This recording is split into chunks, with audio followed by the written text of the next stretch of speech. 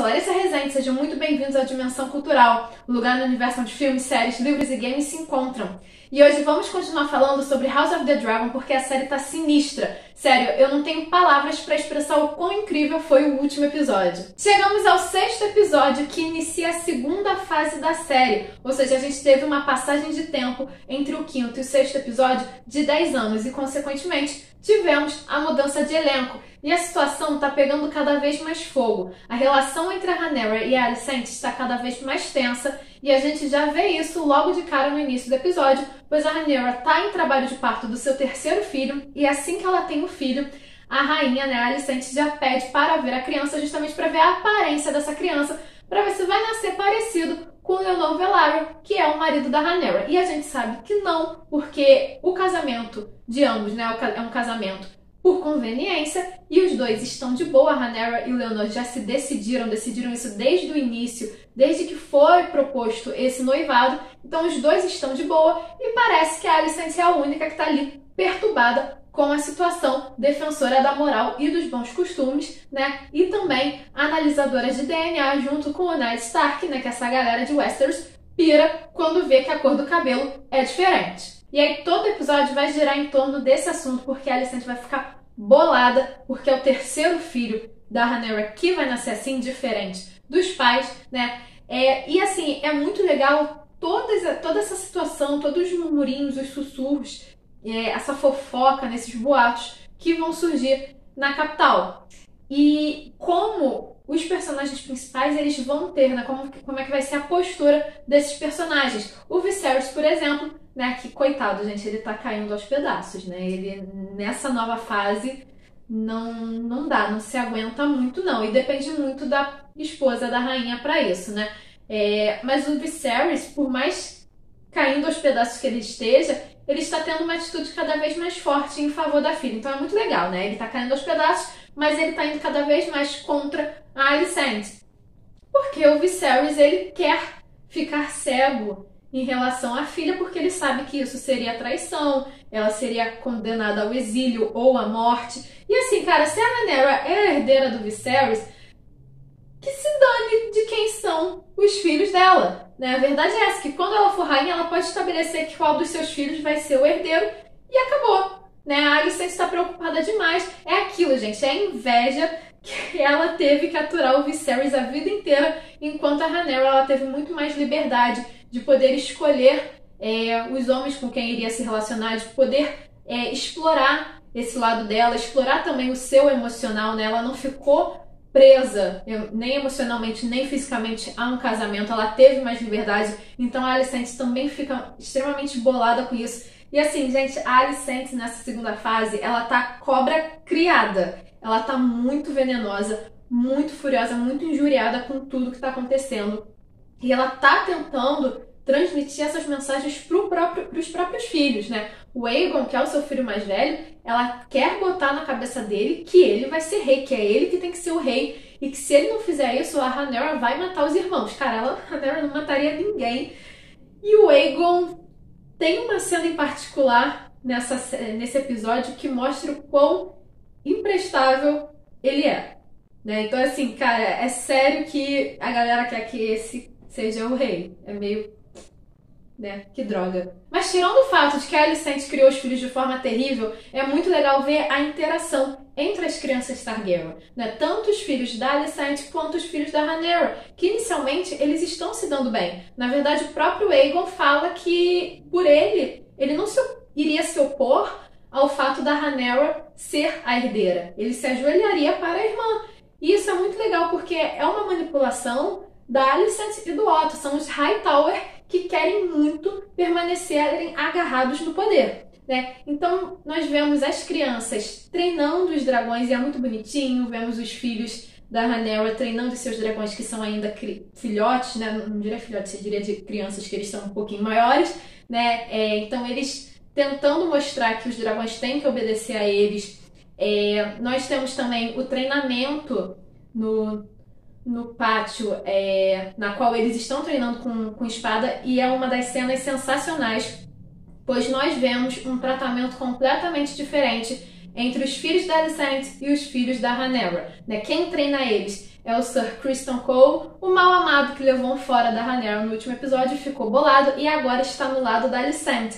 Então ele traz um cuidado, ele dá muito mais atenção para os filhos da Alicent e mal treina os filhos da Rhaenyra, né? Então eles são despreparados, apesar de serem crianças, por enquanto eles estão numa fase em que eles estão despreparados para a batalha. E aí, o capitão da guarda da cidade, que é o Sir Harry Strong, vê isso e acha isso extremamente injusto. E aí tenta ajudar no treino também. E aí vai rolar um clima entre os dois cavaleiros.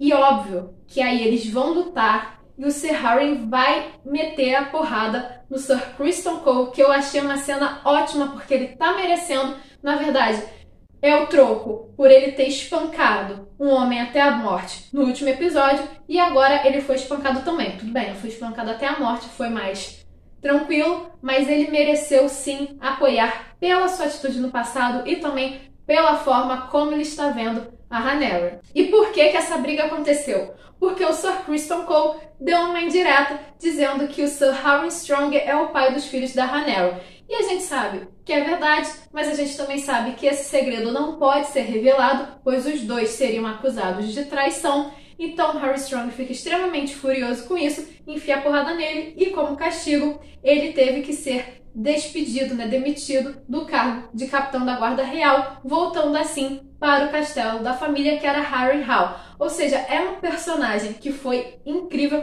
não tem cena o suficiente, não tem tempo suficiente de tela, tem poucas falas, não tem nenhuma cena romântica com a Rhaenyra, mas ele tem o povo. Ele foi um personagem extremamente carismático só nesse episódio, porque ele é protetor, cuidadoso, ele faz o seu serviço de forma digna, ele é amoroso com as crianças, mesmo não podendo falar abertamente que é o pai delas. Ele é uma pessoa honrada, mais inteligente. Isso é extremamente difícil, né? Você ser honrado e inteligente é uma combinação muito difícil em Westeros, né? Só que o problema é que ele foi um pouquinho esquentado e aí ele sofreu essa punição. E aí é que o bicho pega, porque nós temos o incêndio de Harrenhal. O famoso incêndio de Harrenhal finalmente vai acontecer e, obviamente, quem se encontra no castelo é o Sir Harry Strong, junto com o seu pai, que era a mão do rei nessa época. E é muito legal ver como a série vai explicar o incêndio de Harrenhal, que nos livros é um mistério de como isso aconteceu, né? Diziam até que o castelo era mal assombrado, era amaldiçoado e por isso foi castigado, foi destruído. Mas no caso da série, eles vão usar, quem estará por trás desse incêndio vai ser o Larys Strong, que era filho da mão do rei, enfim, e a Alicent. E a Alicent, quando soube da notícia, ela quis tirar o cavalinho da chuva dela, dizendo que ela não tinha, ela só queria tirá-los do caminho, mas ela não queria a morte de ninguém, enfim.